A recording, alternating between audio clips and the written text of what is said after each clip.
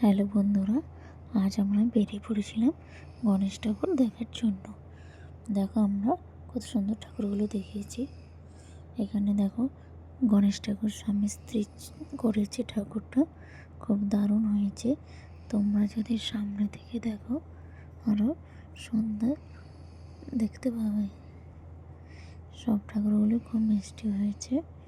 সোফার মধ্যে এটাই আমার সব থেকে ভালো লেগেছে।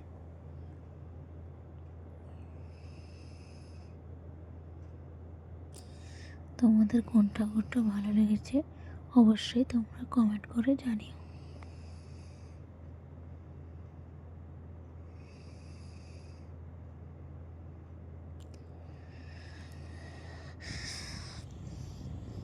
আর আমার চ্যানেলটি সাবস্ক্রাইব করে দিও।